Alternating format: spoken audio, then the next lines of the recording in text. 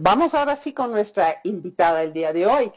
Antes de nada, les vamos a anunciar que a partir de hoy a las 9 de la mañana se van a realizar unas conferencias sobre territorios sostenibles hacia una recuperación económica inclusive, como potenciar el desarrollo de alianzas público-privados en Ecuador. Van a haber panelistas de las 9 de la mañana como Roxelilla, Susana González y Diana Maino, quien es nuestra entrevistada. Esto está auspiciado por la GIZ de alemana, la AFD, la CAPS, Libre Gobernar y la UTPL. La doctora Maino es una especialista legal senior con amplia experiencia en el asesoramiento legal de entidades públicas y privadas en materia de PPP y estructuraciones financieras de alta complejidad. Maneja relaciones estratégicas entre el sector privado y los gobiernos, facilita el desarrollo de inversiones y proyectos de alto impacto. Bueno, tiene un currículum inmenso, es autora de diferentes publicaciones, libros, etcétera. Pero vamos con lo que hoy nos ocupa. Doctora, gracias por acompañarnos. ¿Qué son las alianzas público-privadas? ¿Qué beneficios traen? ¿Y a qué niveles gubernamentales se pueden aplicar? Ecuador no lo ha hecho, teniendo esta posibilidad, teniendo inversionistas que quieren venir al país, pero no ha sabido aprovecharse de esta, como decía, oportunidad de trabajar con alianzas público-privadas. Muchas gracias por la invitación y por permitirme estar aquí. En efecto, las alianzas público-privadas son el boom de los últimos años en la región y en Europa del Este. El interés que despierta el tema es la manera en la que los estados modernos, porque lo hacen también los estados en los países más desarrollados, que se atrae recursos para canalizarlos a proyectos que generalmente son de alto impacto, que son costosos, pero así tienen un componente adicional y es la rentabilidad para el inversor privado. ¿Qué es una APP? Es una asociación, como su nombre lo indica, entre algún nivel del Estado, no tiene que ser solamente central, pueden ser los estados seccionales o territoriales, GATS en nuestro país, que se asocia con un grupo o empresa privada para desarrollar un proyecto. Usualmente la línea de conducción de esa APP consiste en que el privado sea el que invierta la mayor cantidad de recursos, eventualmente los opere, administre, los mantenga y provea el servicio al ciudadano a un costo y con una calidad que es lo que el Estado, seccional o nacional, debería de controlar que sea óptimo. Decía que no ha desarrollado mucho país esto. Bueno, tenemos algunos casos. La terminología, la nomenclatura APP es relativamente nueva en el Ecuador. Año 2015 fue la ley de APP. Sin embargo, el concepto o el género macro es la delegación al sector privado. En esas delegaciones tenemos muchos años en el país, finales de los 90 con ley de modernización, Carlos debe recordarlo. Recuerdo que andaba en esos temas desde ese tiempo. Sí. Sí. Me veía por televisión de mañana en la... Correcto, sí. Bueno, en ese contexto de delegaciones al sector privado tenemos, y ha sido como fueron construidos y actualmente están operados los dos aeropuertos internacionales del país, el de Quito, el de Guayaquil, muchas de nuestras vías principales, Puerto de Guayaquil, Puerto Bolívar, Puerto de Manta, Pozorja, agua potable de Guayaquil, saneamiento, tienes la aerovía, tienes algún tipo de delegación, no precisamente es una APP, pero la Noria, la Rueda Moscovita de Guayaquil, tienes algo con la Ecovía en Quito. Quiere decir que lo hemos venido haciendo, en efecto concuerdo con que son proyectos macro y deberíamos de irlos llevando a escalas territoriales menores para propiciar el desarrollo de las ciudades vía la tendencia actual que son las Smart Cities, ciudades inteligentes y sostenibles, ¿no? Sí, tiene razón que ha habido este tipo de alianzas con el sector privado. Sin embargo, quizás yo hablo desde el interés de muchos inversionistas que durante estos últimos 3 años y un poco más han querido hacer grandes inversiones en el país y en muchos casos por razones ideológicas, porque esto de delegar parte del manejo de sectores estratégicos, por ejemplo, no ha permitido que se avance. Podríamos haber tenido, como ahora, hay una inversión de 2.500 millones de dólares para la refinería de Esmeraldas y es la inversión más importante que recibiría el país, ¿no? Entonces, creo que es un tema importantísimo para impulsarlo. ¿Se requiere de algún tipo de garantía soberana en este tipo de alianza estratégica? Bien, en algunos países lo hacen, en el nuestro por política no se hace. no se ha hecho nunca verdaderamente. No, no es correcto, en un par de proyectos en Quito sí se lo ha hecho, pero la idea es justamente que no suceda, porque el objetivo, a lo menos conceptualmente en el Ecuador, es que se desarrolle el proyecto con recursos del privado. Entonces, en la medida en la que el Estado entra a garantizar, tienes una afectación al presupuesto contingente que en el tamaño de estos proyectos es muy grande. Entonces el objetivo es que no se haga y que el propio proyecto sea rentable. Entonces allí justamente lo que dice Yolanda es correcto. El primer hito es seleccionar el proyecto. Bien, porque muchas veces se piensa, y a niveles seccionales más pequeños más todavía, que una APP es lo que yo no puedo pagar como Estado. Si yo no lo puedo hacer, entonces busco una APP. No está mal, está bien, pero dentro de esa es la primera concepción. La segunda es que a su vez sea rentable. O sea, este tipo de proyecto no solo es lo que se necesita, sino lo que puede dar algún tipo de reducción para que a su vez llame no solo al inversor, sino a su financista. Estos proyectos en general son primero de larga duración. No estamos hablando de una contratación pública y de una construcción y se va el inversor. Estamos hablando de alguien que se queda 20 años, 25 años. ¿Cuántos gobiernos en nuestros países? ¿Con cuántas ideologías? Y eso va a requerir un financiamiento que usualmente es internacional. Bancos locales muy rara vez financian esto o no lo pueden hacer solos en todo caso. Estamos hablando entonces de banca multilateral. Por ende, la calificación del proyecto tiene un impacto internacional. Ustedes lo pueden revisar si tienen un tiempo, un interés en el Infrascopio, que es la publicación anual del BID, que te mide cuánta inversión hay en ese tipo de proyectos, catalogando el país versus la región. Y otra cosa relevante es que usualmente estos proyectos lo hacen más inversores extranjeros por su tamaño.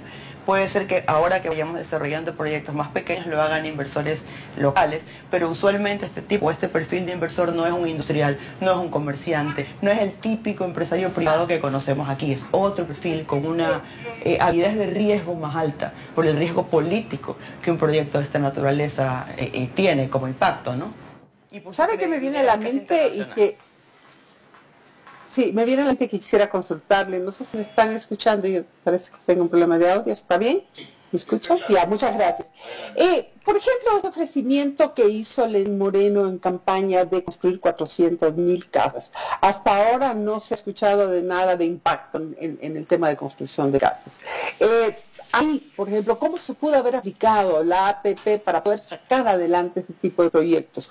O si es que son más bien de tipo social, es más difícil encontrar inversores que se interesen en una APP. Bueno, exactamente, digamos en el blanco. Los proyectos de mayor atracción de la inversión privada son justamente los que están en el sector infraestructura y energía. Eso es lo primero que se denomina APPable en modo internacional, en general, como estándar. Los proyectos sociales con baja rentabilidad en general son menos atractivos. Sin embargo, de mencionar lo que ustedes al principio, antes de mi intervención justamente hablaban, de la aprobación de la ley de anoche. Una condicionalidad, sabemos que hay ciertos acuerdos con el Fondo Monetario para desembolsos. Uno de ellos era la actualización de IAPP por temas de transparencia internacional que, como les decía, se ve reflejado en el infrascopio, en el riesgo país, que gracias a Dios ha ido bajando gradualmente, justo a partir del acuerdo con el fondo, de la Alianza del Pacífico, del acuerdo que está ahora negociándose con Estados Unidos. Eso nos ayuda mucho para bajar el riesgo y atraer inversión. Pero volviendo al tema social, en efecto, los ambientes de inversión, el sector social es menos rentable y allí le toca al Estado de alguna manera proveer, por ejemplo, voy a aterrizar el tema más simplemente, el terreno. Proveer algún tipo de facilidades de financiamiento al ciudadano que vaya a comprar y eventualmente que el inversor privado lo que haga es construir y dotar de algún crédito de largo plazo también que se sume al que el Estado y tal vez la banca local pueda aportar. Quiere decir básicamente que en el sector social el Estado sí debe de tener un mayor componente de incidencia en el financiamiento para que resulte. Y hay que gracias, doctora. Un gusto conversar con usted. Seguimos. Muchas gracias también. Gracias. Doctora, bienvenida. Cuando usted me veía en el 90 tenía 19 años.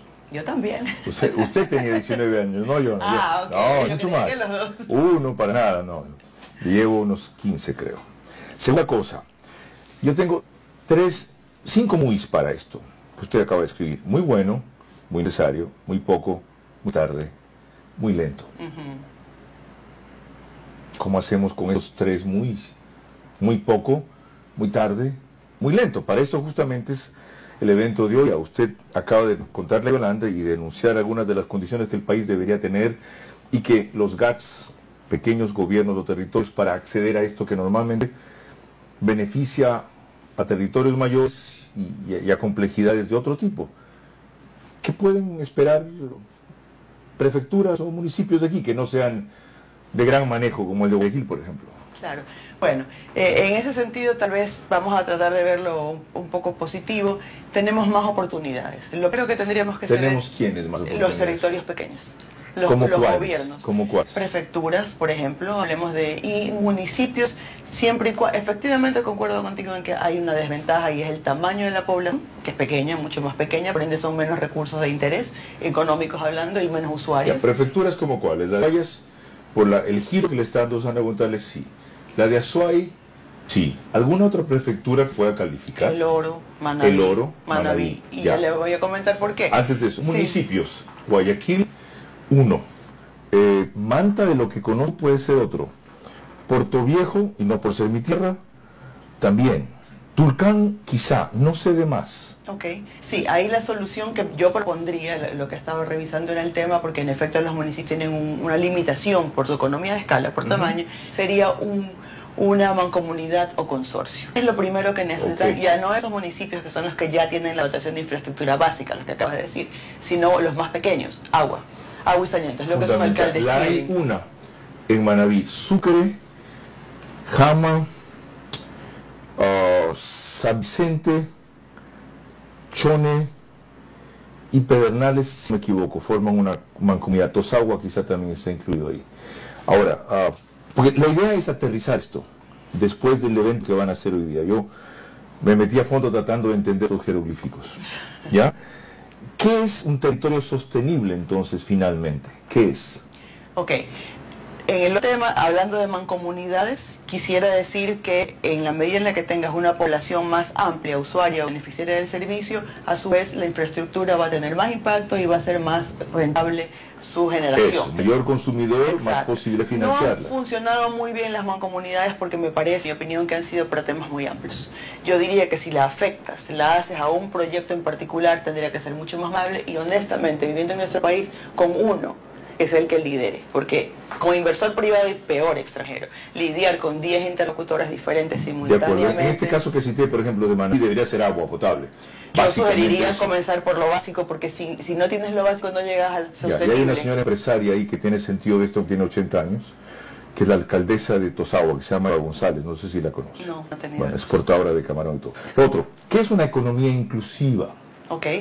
Ahora vamos un poco a aterrizar el tema a lo que realmente es el tema de la conferencia ahora. Ciudades y territorios sostenibles, ¿verdad?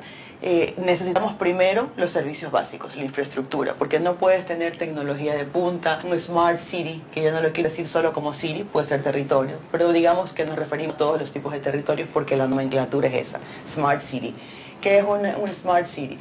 Una ciudad o un territorio en el que la ciudad le provee, da habida cuenta que ya tienes la infraestructura básica, facilidades al ciudadano. Acordémonos que las ciudades cada vez se van a poblar más. Quiere decir que vamos a tener más dificultad para dotar como gobernantes ahora la parte energética, la parte de desechos, la parte Smart de sanidad. City, que inteligente, incluye conectividad. Incluye principalmente conectividad, pero sin infraestructura no la hay. Si no tienes buena energía eléctrica, ¿de qué conectividad estás hablando? O sea, hay que comenzar por lo básico. En los cantones y en los territorios más pequeños es indispensable. Ok, se me ocurre a mí, justo hablamos de San Borondón, cumplió 15 años la puntilla este fin de semana, porque vi y veo la realidad cercana. ¿Estaría próxima a calificar un cantón, una ciudad como San Borondón o Tarifa o La Puntilla como ciudad inteligente?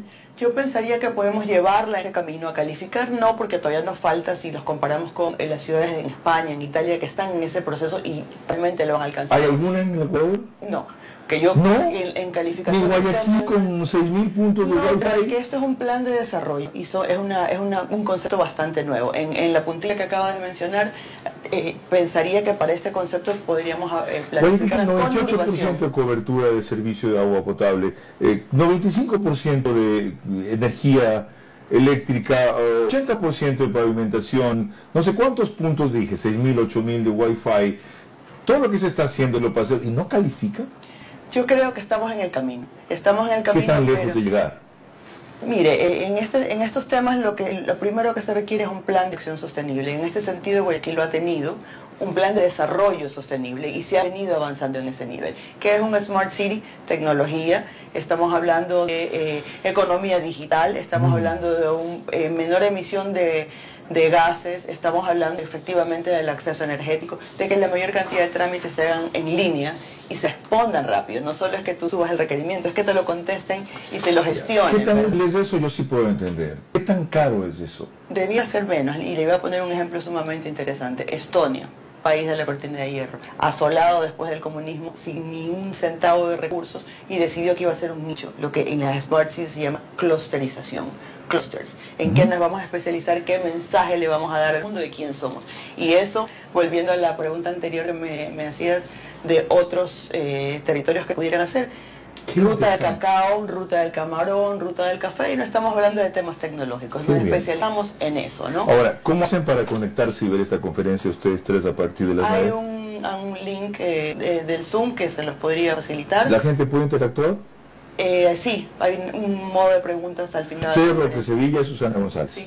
¿Y su tema específicamente cuál es? Territorios sostenibles vía APPs, cómo estas impactan en el desarrollo de los territorios. En el próximo gobierno, si no es uno que nos lleve a Venezuela, ¿usted se va a ver? Mi trabajo es técnico y yo estoy siempre, tengo más de 20 años en ese tema, trabajando en los proyectos que aporten al desarrollo. Pero en la empresa privada se avanza lento, que se avanza sólido. En el Estado se cubre más y se avanza rápido, aunque el avance no es sostenido. Mi trabajo siempre es de los dos lados. No hay manera en que el sector privado desarrolle proyectos de este tipo si no interactúas cerca y directamente con los gobiernos, porque son proyectos mutuos, son una asociación. No hay manera de estar de un solo lado. Muchas gracias, doctora Mayno, por hacernos creer que es posible. Es posible. Hoy me Es hizo creer difícil, que pero es posible. Yo lo veo tan colmulique, tan lejano, tan bueno, tan necesario, pero tan lento, tan poco, tan tarde. Mire, yo le puedo decir que he trabajado en proyectos de más de millones de dólares que han llegado al país de recursos de afuera, de inversión de riesgo, sin aval del Estado.